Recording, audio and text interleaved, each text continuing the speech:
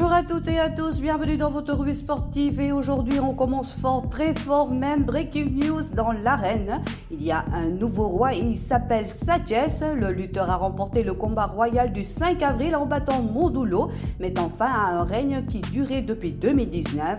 Une victoire qui fait trembler toute l'arène nationale, mais attention, le nouveau roi garde la tête froide. Pas de précipitation, Sathies annonce vouloir se reposer avant de penser à ses prochains adversaires.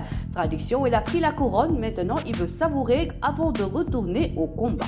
Direction à la relève du football et les Lionceaux U15 du Sénégal démarrent fort. 2 matchs, 2 victoires, 1-0 contre le Bénin et 3-2 face à la Tanzanie. Résultat, qualification validée pour les demi-finales du championnat d'Afrique scolaire 2026.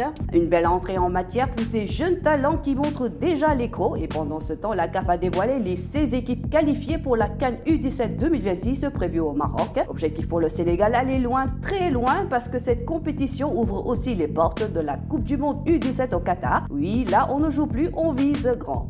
On parle maintenant business et ça rapporte au gros. La Fédération sénégalaise de football peut sourire. Lors de la dernière trêve internationale, les matchs amicaux des Lions ont généré plus de 2 milliards de francs CFA, une vraie réussite financière selon le président Abdoulaye Fall. Comme quoi, même sans compétition officielle, les Lions savent remplir les stades et les caisses. Ambiance plus sérieuse maintenant, le président de la CAF, Patrice Motsepe, est attendu à Dakar ce 8 avril dans un contexte tendu. Au programme, rencontre avec les autorités sénégalaises, notamment le président Bassirou Diomaye Diakhar Faye et le patron du football. Une visite très attendue, surtout dans un climat marqué par des tensions liées au football africain.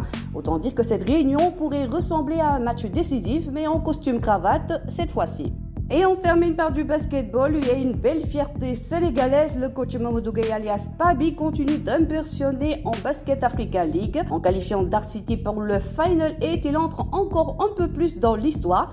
C'est simple, il devient le premier entraîneur sénégalais à atteindre les playoffs à 4 reprises dans cette compétition. Comme quoi certains coachs ne jouent pas sur le terrain, mais gagnent quand même tous leurs matchs. C'est la fin de votre revue sportive. Merci de votre fidélité. Excellente journée à tous et à demain pour une nouvelle revue.